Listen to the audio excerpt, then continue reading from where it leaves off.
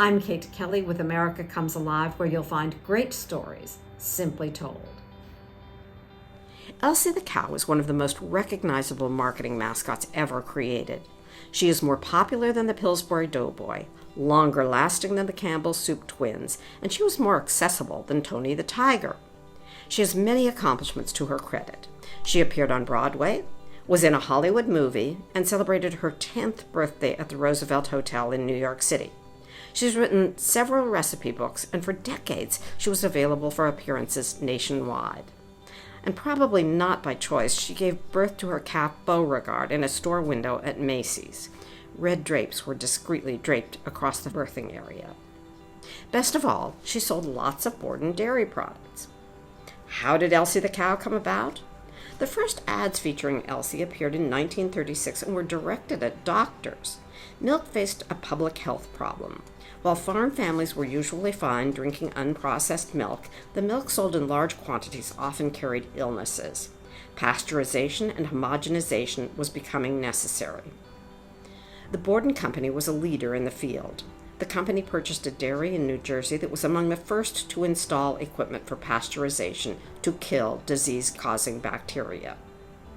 But the public didn't understand this, and laws requiring pasteurization were slow to come about. Borden knew they needed to convince people that their milk was safer than milk directly from dairy cow. For that reason, their first ads were for the medical establishment. If doctors understood that pasteurized milk was safer, they would recommend it to their patients. And Elsie was featured from the beginning. She had a kindly face, huge brown eyes, and wore a chain of daisies around her neck. She generally wore an apron, and whatever she was doing, she had her calves all around her. Who wouldn't want to drink that milk? Introducing Elsie to the public soon followed.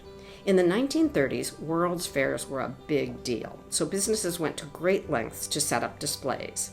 Borden Dairy created a dairy barn of the future with a rotolactor, an automated rotary milking parlor that, like a merry-go-round with live cows. With multiple cows on display, what the public wanted to know was, which one is Elsie? Borden put out casting calls and soon had an East Coast Elsie and a West Coast Elsie. After World War II, television became important, so Borden needed Elsie to appear in television commercials. Live cows are interesting to see at fairs, but their dramatic ability is severely limited to simply looking cow-like.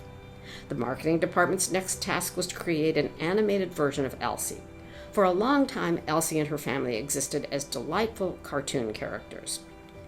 By the late 1960s, Elsie the mascot was retired, but when sales flagged during the early 90s, Elsie was revived. In 2000, she was voted one of the 10 most outstanding marketing mascots of all time. Today, she is also mascot for the 22,000-member Dairy Farmers of America. I'm Kate Kelly with America Comes Alive. Look around and see what inspires you.